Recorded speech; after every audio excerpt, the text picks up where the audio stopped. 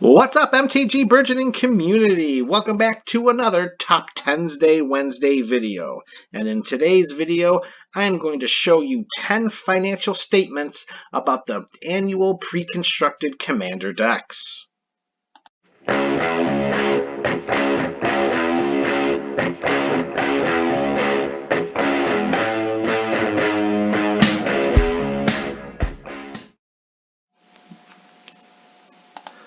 What's up, MTG BC?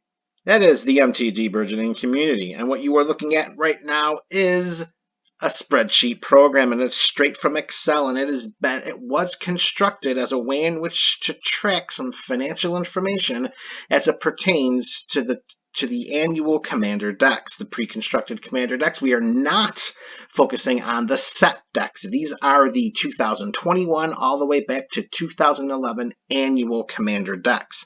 Absent from this series will be the commander decks that were included with Zendikar Rising, Commander Legends, Kaldheim, and also Forgotten Realms. And moving forward, this list will only show the annual commander decks.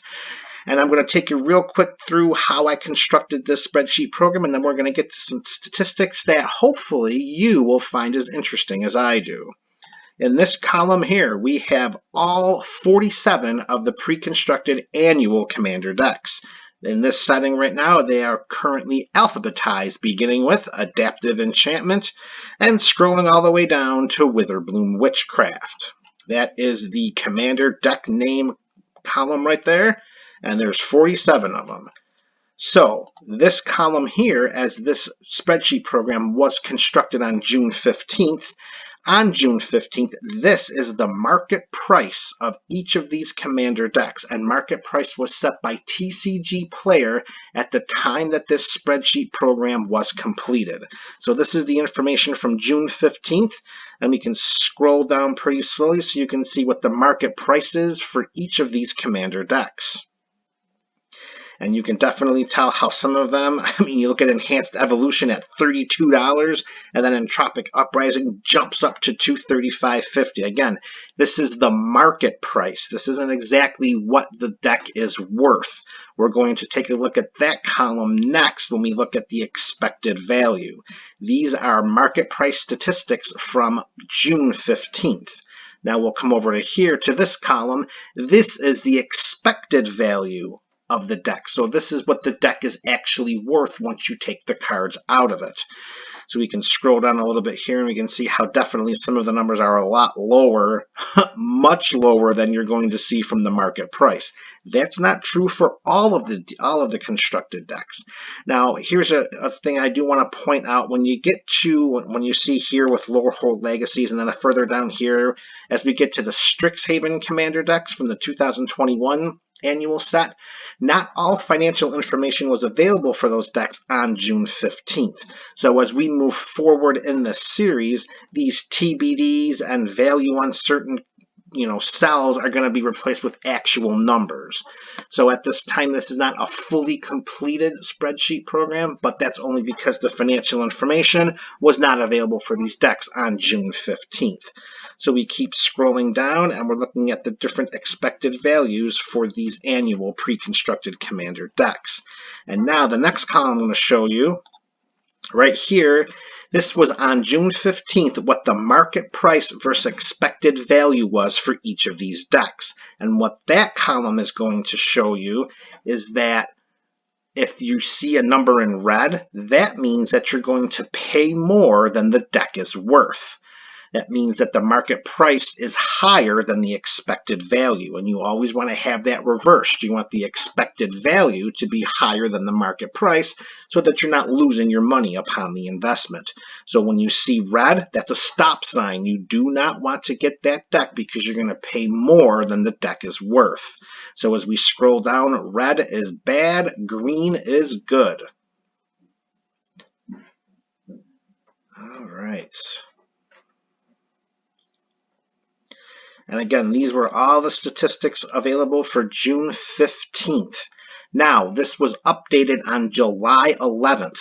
July 11th was when this spreadsheet program was updated, and this is going out on July 14th. So in those 3 days that are going to take from the statistics being updated to being put out there for you, there's going to be very little, if any, movement on any of these numbers. So I still feel fairly confident that this is going to be a completely accurate portrayal of this information. So as we look here on July 11th, we update the market price, similar to when we did on June 15th. Okay, so the market price was updated there, and we can scroll down and you can see how some of these have gone up and how some of these have gone down. And the best way to take a look at that is by looking at this column right here that says net plus minus. What this column is going to tell you, column I, is that the change from June 15th to July 11th, it's either going to be plus in the green or minus in the red. So again, we're looking for decks that are going to outpace the market based upon its expected value. And as we scroll down, green is good, red is not good, as it pertains from the change from June 15th to July 11th. So we scroll down and we're looking at all the statistics. Green good, red not so good, some changes, some not changed. All right, and again over here in this column, similar to the June 15th expected value, here's the updated value for July 11th. Okay, we scroll down and check out how some of these have gone up and some of them have gone down. And again, keep in mind that the Strixhaven 2021 decks not going to have the full statistics until the next time we update this in August. All right, so the expected value is also going to have a column that's going to show whether or not it went up or down from June 15th to July 11th. Again, green is good. Red, not so good. So the expected value that we're looking to go up is going to be in green, and the expected value if it drops is going to be in red. So we scroll down, we check out what we have. As you can see, we got a lot of red. So a lot of the expected value of these decks dropped from June 15th to July 11th. And then finally, what we can do with this information is we can take it and put it over here in column O. And then what we can look at here is we can compare the market price versus expected value on June 15th and the market price versus expected value on July 11th, and then we can see what the net gain or loss was over that time period. So if we take information from column M and information from column N to put it into column O, we can scroll down and see over the last, 26 days, what the decks were that went up the best versus market price and expected value, and the ones that really dropped. So as we scroll down, you can see Counterpunch, that really dropped pretty big time. There's a $13 jump up for Exquisite Invention. And Heavily Infernal had a big leap. Lots of red though. All right. So if we were to just backtrack here for a moment, back on June 15th, if we sort out our data accordingly, we're going to go to June 15th. I'm going to sort that. Whoop, that's not the right one. That's what we want right there. All right, that did not work. What the heck is going on here? Let's try that again. Data, come on data. We're going over here. Going to sort. What is this here? Cell values. All right, Commander deck name. Nope, we went too far. That's the one we wanted right there. Okay, here we go. Perfect. So if we took the statistics from June 15th and we looked at market price versus right here. No, where are we going? Right over here in this column M. So back on June 15th, the most valuable deck that you could have purchased for your money and with regards to market price versus expected value was Stalwart Unity. That was the best bang for your buck. It was ranked #1 back on June 15th. And conversely, if we go all the way down here, the worst you could have done was Heavenly Infernal, which would have set you back over $200 had you bought it at market price based upon its current expected value. So that's what we're also going to do. We're going to take that same information and we're going to show you exactly what we have here for July 11th. And you guessed it, Stalwart Unity is still your best bet. We put the arrow right, let's see, right here. And you're still getting the best bang for your buck for Stalwart Unity. It's going to you're going to make around $80 based upon what it costs versus what the expected value of the cards are inside the deck. And if we scroll all the way down, we looked at Heavenly Inferno is still taking it right in the face. Okay, so let's talk about the 10 observations that I want to put out for you guys to kind of keep track of if this is something that interests you and maybe you want to pick up some of these decks for the purposes of cracking them open for the cards and turning them over or for investments. Again, this is not me telling you what to do. This is not me providing financial advice. This is just me showing to you undeniable statistics that have come up from June 15th to July 11th. All right, so let's check out the number of decks that have gone up in market price since June 15th to July 11th. So what we're going to do is we want to see exactly what the net gain was. So we're going to sort out our column. I'm going to go right here. Come on now. Right here. All right, so we're looking at our, whoops, we got to switch that around. We want to see the largest, we want to see the best one, and there we go. So the number of decks that increased in market price, 26 of the 47 decks increased in market price from June 15th to July 11th. 26 of them went up. That's over 50%. That's 55.3% of the decks increased in market value from June 15th to July 11th. The highest was Counterpunch. Counterpunch gained $62.51 from June 15th to July 11th. The lowest, the one that lost the most value during that time, was Swell the Host, as it dropped $6.28 from June 15th to July 11th. So those are the first set of statistics. Now let's check the number of decks that increased in expected value. So we're going to highlight our areas here. We're going to go right there. We're going to go right here. And what we have here is we're going to have to disregard these statistics because, again, we did not have everything we needed to properly portray the Strixhaven Commander deck. So what we're looking at right now is Heavenly Inferno as the top deck. But a little more concerning is the number of decks that increased in expected value. Just 8. 8 of the 47 decks.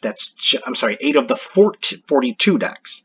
8 of the 42 decks, not 47, because we don't have the 47 decks available to us because of the 5 Strixhaven Commander decks. We cannot count that into our statistics. So this is 8 of the 42.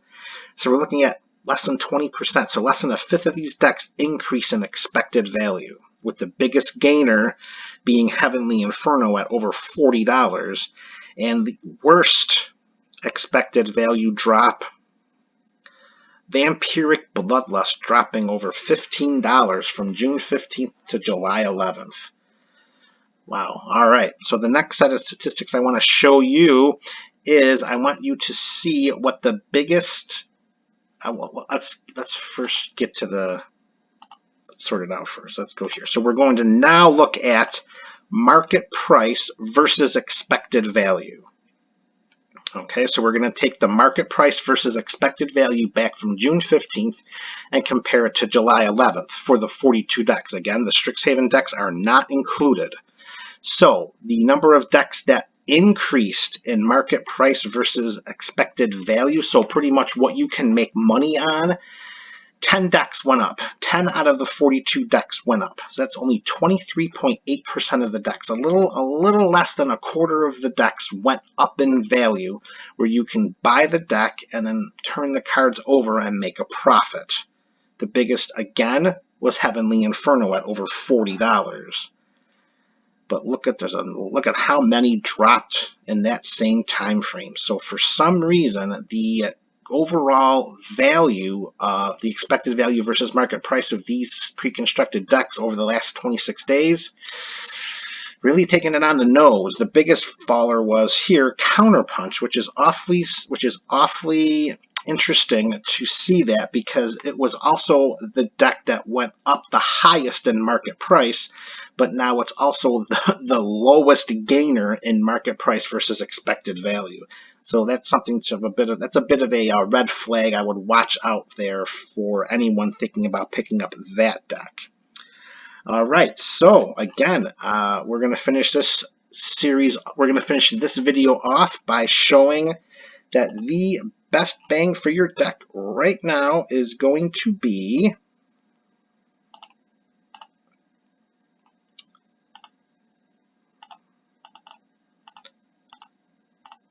best bang for your buck, best bang for your pre-constructed commander buck, best bang for your pre-constructed commander buck right now is going to be Stalwart Unity. You're going to find a market price of around $125 with an expected value of over $200.